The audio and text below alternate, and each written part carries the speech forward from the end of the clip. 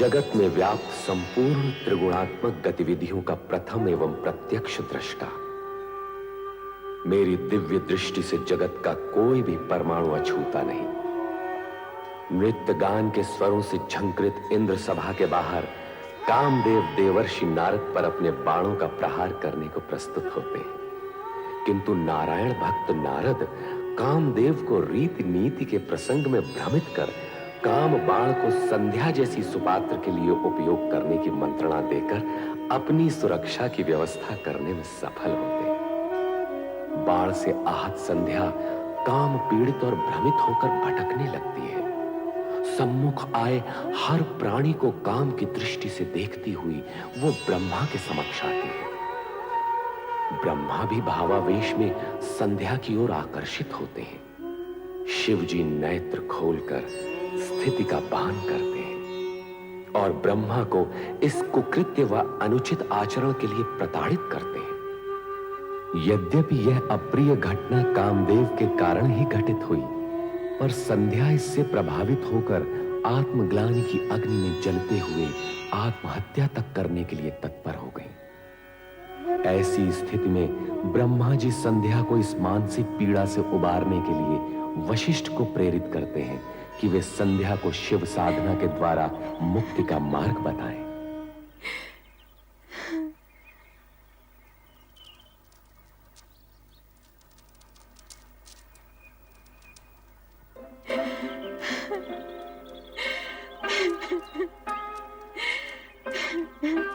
देवी संध्या, मैं वशिष्ठ ऋषि हूं। सृष्टिकर्ता ब्रह्मा जी ने मुझे तुम्हारे पास तुम्हारे क्रोध शोभ शमन के निमित्त भेजा। जब मेरे इष्ट देव शिव शंकर जी मुझसे कुपित हो गए हैं, तो मेरे इस जीवन का अर्थ ही क्या है? क्रोध शोभ शमन के उपरांत भी मेरे होने का क्या प्रयोजन? तुम्हारी प्रश्न पहली में ही तुम्हारा उत्तर भी है, अर्थात इष्ट देव शिव शंकर जी का कोप यदि तुम्हारा दुख है तो उन्हीं की प्रशंसा से तुम्हारा सुख भी हो सकता है। उनके कोप को शांत करने के लिए मुझे क्या करना होगा? देवादिदेव शिव शंकर जी की तपस्या। शिव शंकर जी अकेले ही धर्म अर्थ काम मोक्ष के आदि कारण है, आदि सृष्टा है, अद्वितीय है, पुरुषोत्तम है। उनसे तुम्हें सब कुछ मिल जाएगा। ओम नमः शिवाय इस मंत्र का जाप तब तक करती रहो जब तक शिव जी स्वयं प्रकट होकर तुम्हारा उद्धार करने के लिए बाध्य न हो जाए। मैं अवश्य करूंगी। अपने चित्त में ऐसा शुभ उद्देश्य लेकर तुम देवादिदेव शिव शंकर जी का चिंतन करो कि वो तुमसे प्रसन्न होकर स्वयं तुम्हें तुम्हारा अभिष्ट फल प्रदान करे। आपके मार्गदर्शन के लिए मैं अत्यंत आभारी हूँ। आपके आदेशानुसार शिव आराधना करके देवाधिदेव शिव शंकर जी को मैं अवश्य प्रसन्न करूंगी।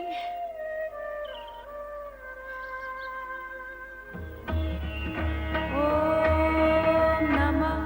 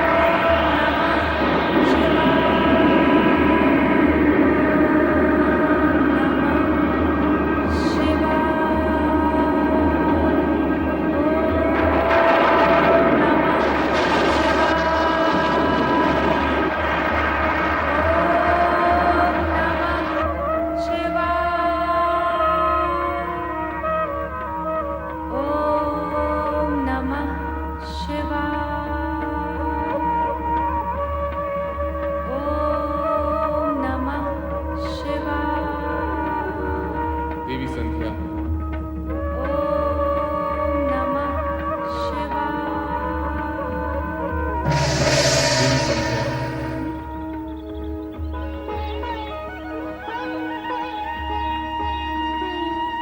मैं तुम्हारी तपस्या से प्रसन्न हुआ। मांगो, वरदान मांगो। महेश्वर, यदि आप मुझे प्रसन्नता पूर्वक वर देने के इच्छुक हैं और मैं उसे पाने के योग्य हूं, तो मुझे 2 वर दीजिए। पहला वर ये कि संसार में कोई भी प्राणी जन्म लेते ही काम से युक्त ना हो। यौवनावस्था को प्राप्त होने के उपरांत ही उसमें कामेच्छा जागृत हो। तुम्हारा पहला वर मैंने तुम्हें दे दिया देवी। अब अपनी दूसरी इच्छा प्रकट करो। मेरी दूसरी इच्छा यही है प्रभु कि यही मेरी अंतिम इच्छा हो। तात्पर्य? आप मुझे इस दूषित देह से मुक्ति दीजिए प्रभु। उसके उपरांत आप मुझे एक नया जन्म दें, जिसमें एक ऐसे महामात्र से मेरा विवाह हो जिसके संदर्भ से मेरा नाम भी एक ऋतु के रूप में जाना जाए। तथास्तु। किंतु अब मेरे लिए क्या आज्ञा है भगवान? इस पर्वत के नीचे चंद्रभागा नदी के तट पर स्थित तपस आश्रम में मेघा ऋषि 12 वर्षों तक चलने वाले महायज्ञ का अनुष्ठान कर रहे हैं। तुम वहां निडर होकर जाओ, तुम्हें कोई नहीं देख सकेगा। तदुपरांत तुम्हारे मन में जिस पुरुष को पति रूप में पाने की इच्छा है, उसे हृदय में धारण किए अपने शरीर को यज्ञ की आहुति बनाकर अग्नि में होम देना। फिर वही अग्नि तुम्हारी जननी भी होगी, अर्थात तुम्हें एक नया जन्म मिलेगा।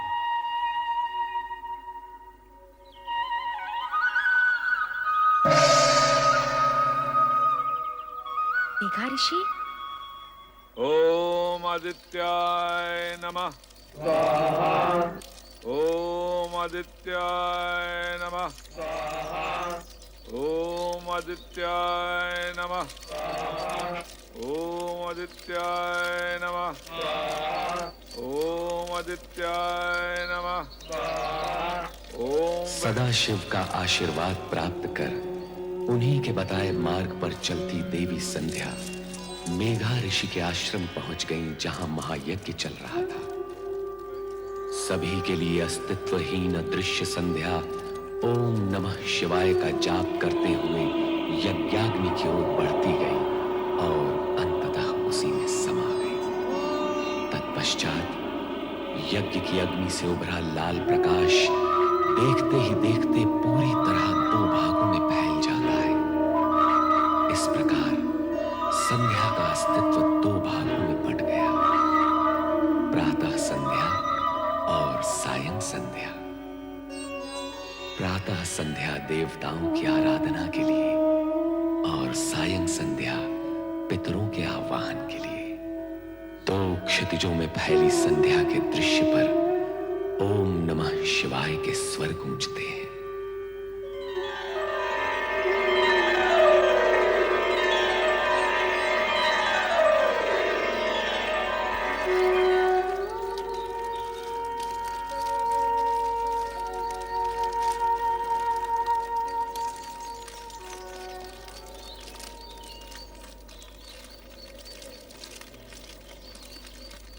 कौन है ये? कौन नारी है ये? प्रणाम ऋषिवर। कौन मायावी हो तुम? इस पवित्र अग्नि से प्रकट होने की धृष्टता तुमने कैसे की? क्यों की? क्या प्रयोजन है तुम्हारा? उत्तर दो। मैं आपकी पुत्री हूँ पितृवर, आपके आशीर्वाद की आकांक्षिणी हूँ। धर्म, नीति, मर्यादा और व्यवहार के नाते मैं तुम्हारे प्रणाम और चरण स्पर्श के लिए तुम्हें दीर्घायु और सदैव प्रसन्न रहने का आशीर्वाद तो दे सकता हूँ, किंतु अकारण पितृत्व का अधिकार नहीं दे सकता। भला तुम मेरी पुत्री और मैं तुम्हारा पिता कैसे हुआ? भगवान शिव की अनुकंपा और कृपा के कारण ही ये संबंध स्थापित हुआ है पितृश्रेष्ठ। कल्याणी, बार बार मुझे पिता संबोधित कर क्या तुम मेरे पितृ भाव की परीक्षा ले रही हो? आप त्रिकालदर्शी हैं। आपको इस सत्य का ज्ञान तो अवश्य होगा कि मैं कौन हूँ, और आपको ये भी ज्ञात होगा कि आपकी परीक्षा लेने की क्षमता मुझ में नहीं है। हाँ भागे, क्या तू हमारे ज्ञान और जप तप को चुनौती देने आई है? नहीं पितृवर, नहीं। पुत्री अपने पिता के प्रति ये दुष्टता कैसे कर सकती है? फिर वही प्रताप, पुत्री पुत्री पुत्री, कब कहाँ और कैसे प्रमाणित हुआ कि तुम मेरी पुत्री हो? दुर्भाग्य है मेरा कि अपने पिता के सम्मुख उनकी पुत्री होना मुझे प्रमाणित करना पड़ रहा है। यदि आपकी आज्ञा हो तो मैं कुछ निवेदन करूं? करो, किंतु मुझे पिता और स्वयं को पुत्री ना कहते हो। यदि मैं आपके तन से उत्पन्न होती तो तनुजा कहलाती, यदि मन से उत्पन्न होती तो मानसी कहलाती, किंतु मैं आपके उस पुण्य से उत्पन्न हुई हूँ जो शिव की आराधना के प्रतिफल में आपका अधिकार है पितृवर। मैं पुण्यजा हूँ पितृवर। शिव आराधना के पुण्य से प्रतिफल में प्राप्त पुत्री को इतना कुछ ज्ञान है, और फल की प्राप्ति करने वाले पिता को इस विषय में कुछ भी ज्ञान नहीं। यह आश्चर्यजनक है, अद्भुत है। यदि ये सत्य होता तो स्वयं शिव भगवान इसकी पुष्टि करते, स्वयं निर्णायक होते, किंतु ऐसा नहीं। अब ऐसा ही होगा। हे देवों के देव, मुझे उबारो, मेरी रक्षा करो। ऋषिवर की पुत्री बनाकर जो सम्मान आपने मुझे दिया, ऋषि के सम्मुख उसे स्वीकृति से प्रामाणिक करो। दया करो भोलेनाथ, कृपा करो। हे देवों के देव महादेव, मुझ पर दया करो, कृपा करो मुझ पर, मेरी सुनो, मुझ पर कृपा करो देव। हे महेश्वर, मुझे दर्शन दो। देवों के देव महादेव, मुझ पर कृपा करो। हे भोलेनाथ, मुझ पर कृपा करो। हे महेश्वर, मुझे दर्शन दो। हे भोलेनाथ, मुझ पर कृपा करो, मुझे दर्शन दो। मेरी सुनो, हे भोलेनाथ, मुझे दर्शन दो, मुझ पर कृपा करो। हे देव, मुझे दर्शन दो। भोलेनाथ, मुझे दर्शन दो। हे देवों के देव महेश्वर, मुझे दर्शन दो, मुझे दर्शन दो देव।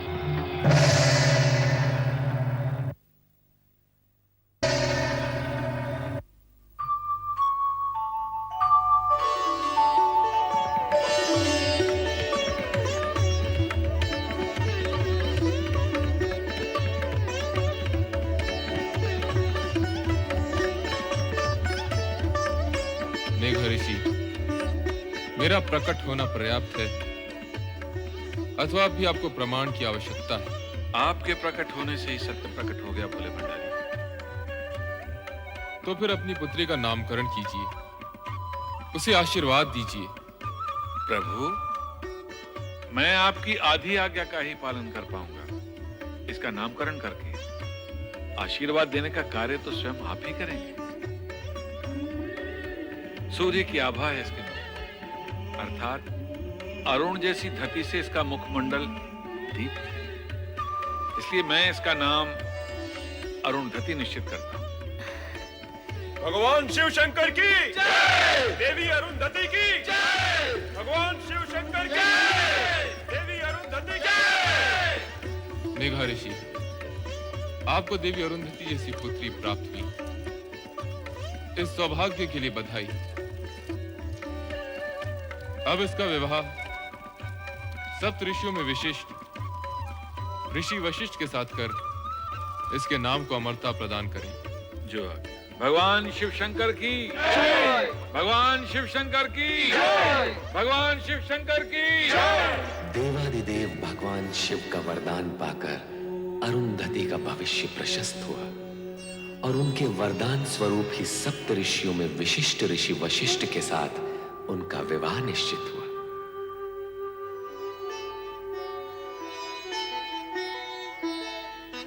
कितना शुभ दिन है आज। वशिष्ठ मुनि के साथ देवी अरुंधति का विवाह हो रहा है। शुभ ही शुभ है ऋषिवर, किंतु ये समझ में नहीं आता कि शिव शंकर ने सप्त ऋषियों में से जानते हुए भी इस वर का चुनाव क्यों किया? ऋषि विश्वामित्र भी तो कम ज्ञानी ध्यानी नहीं थे। उनका तप तो देवताओं की ईर्ष्या का कारण है।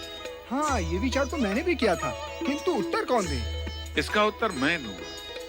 भगवान शिव के निर्णय में शंका का प्रश्न ही नहीं उठता।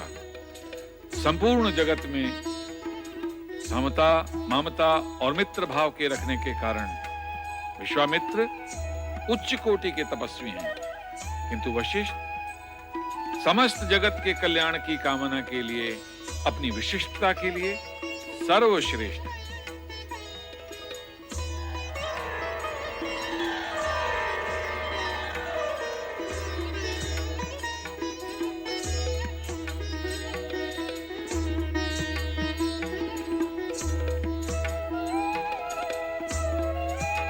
हे प्रभु, इस शुभ घड़ी में आपके आगमन की हम व्यग्रता से प्रतीक्षा कर रहे थे। ऋषिवर, पुत्री अरुंधति को मंडप में लाइए।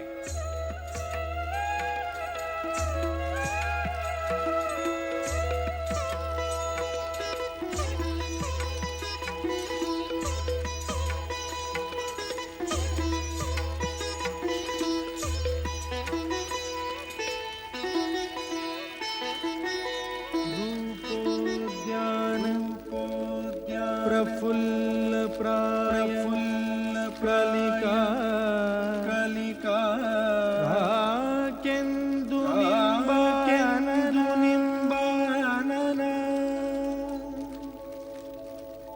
तन्वंगी शुभाः सुरसिका क्रीडा संरतिः शोभावारिधिनि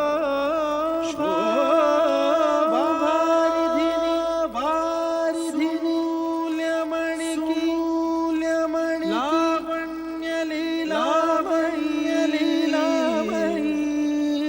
शंछायाभाषिणी